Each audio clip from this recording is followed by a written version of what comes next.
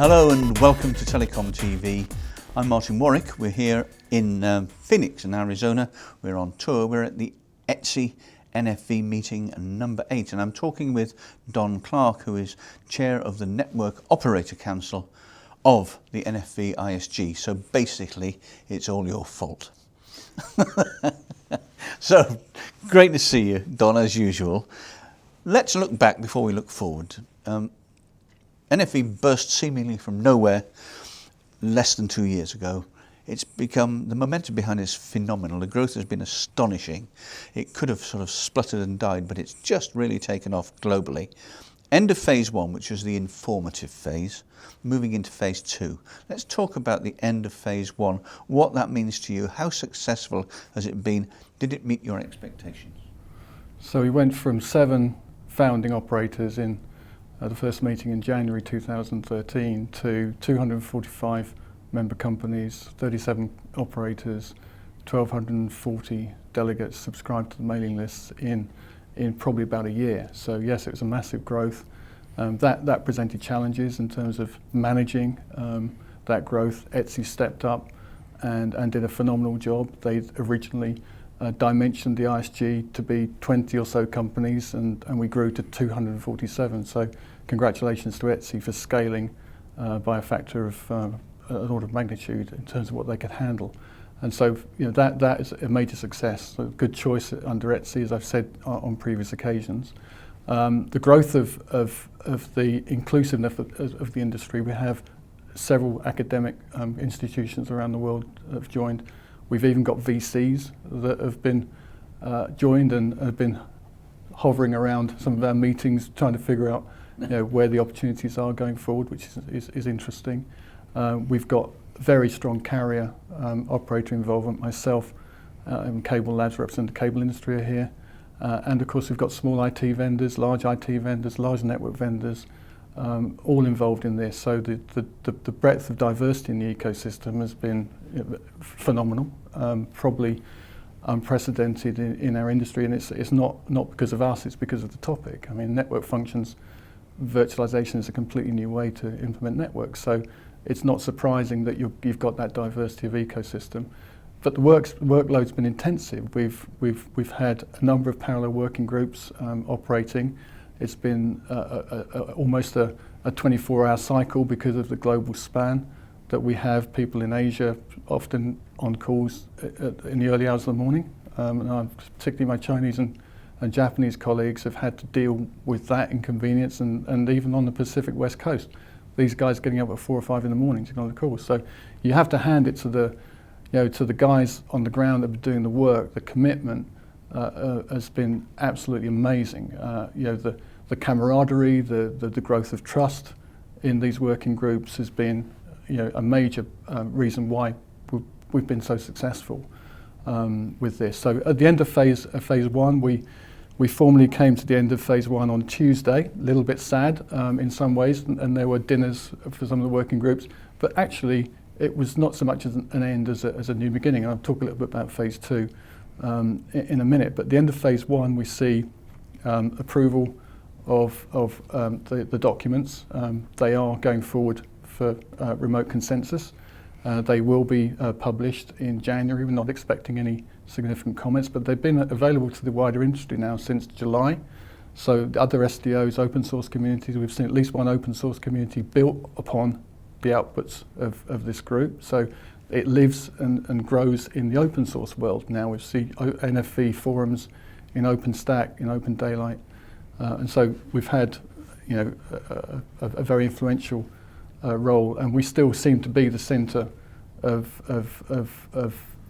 the industry in terms of NFV going forward. So I think that, and of course the specs that we issued in October 2013 are globally referenced. Some of those have been updated, but we've got a whole breadth of documents that are now coming out that put more detail onto those. It seems, Don, that not necessarily the pressure, you're doing it yourselves, but you want to get this thing moving quickly, and the momentum's there now. Can you maintain that momentum as we move into phase 2? I think the sense in the industry that there's an urgency to get clarity on these interfaces and reference points. how can we ensure that there's multi-vendor interoperability for all of these components so that there's a genuinely competitive ecosystem out there that carriers, operators, enterprise users can build NFV systems based on true competitive capability that we can always choose best in class. That was always the founding ethos here. And as we move into phase 2 this week, what we've seen this week is a very intense dialogue around the work items that we're going to be progressing. We have a working group structure that is leaner than we had in the first phase. There's more buy-in, I would say, to the working group structure than there might have been at the very beginning of phase 1, because we came in with a proposal to get the work moving, and there's been more consensus-driven creation of that working group structure. So we've got a working group structure that's coming out of this week. We've got a set of work item proposals coming out of this week and for approval tomorrow at the plenary. I'm expecting the majority of those will be approved, because the intensity of discussion around these to make sure that everyone's comfortable that the scope of work is correct that's been very intense. A lot of discussions informally but also formally in the working groups, and the work begins immediately. So the new working groups will convene in an informal sense. There will need to be elections for the chairs of those working groups, but that we won't delay. The work starts immediately, and I expect by the next NFV meeting in Prague in late February that the work will already be well underway, and we're looking for the next release within months. We're not looking for a next release in some indeterminate time. I mean, the proposal on the table, which I won't is an aggressive one. It's an aggressive timescale. In fact, in phase 1, what we found was, that there's some discomfort when you set a very tight timescale. Some people are worried about the amount of work that needs to be done. This time, we're setting that right from the very start. We say the timescales are this, and we need to scope the work according to what can be done in that timescale. So very much timescale driven. And as we go through this next phase, we're intensifying the interactions with the other SDOs. So we've had meetings with TM Forum this week, with ATIS this week, with 3GPP. We've had some mini summits taking place to work through how these standards bodies collaborate with us and how we help them scope their work. It's been a very useful face-to-face meeting, but we're going to keep the momentum going and move straight into an intensive phase of work right away. Many of the people I've been speaking to here this week, Don, as you know them all yourself, are very committed to this, and I've spoken to several people when we were talking about the move from POC, proof of concept, to in a lab or in a rarefied environment into a field trial in the real world, and then looking forward in due course to commercial deployment. I know there are some small commercial deployments out there already, but on a big scale. And a lot of people said we're actually looking forward to, and we really want some live, out there commercial stuff by 2016. So that, taking that back, and I don't want to make you to a hostage to fortune by asking the question and asking you to sort of prognosticate on it, but do you think that's a feasible timescale for what is a very ambitious program? Well, NFV is a new approach for engineering networks, for sure. So there's a lot of learning that needs to take place within the networks community. Within the IT community, there is a good understanding of virtualization already. So we take on board that expertise, but there's still terminology and understanding still to be done. And of course, orchestrating network workloads. These are very these have different characteristics from typical IT workloads. Sure. We have requirements for resiliency. We have requirements for service assurance and fault management, which in the telco world are critical, because we deliver business critical services and consumer critical services. So there is a certain amount of confidence that needs to be built that these systems will deliver that level of resilience. What I'm seeing across the industry is the different operators have their own particular focus for where they see the early benefits for NFV. And as I said before when we spoke earlier on, they'll have a certain, before they have a product, they need a product vision, and then using that product vision to motivate their own development teams to put in place both the test environments that they'll need, but also the dialogues and conversations they'll have with the industry partners that they'll work with.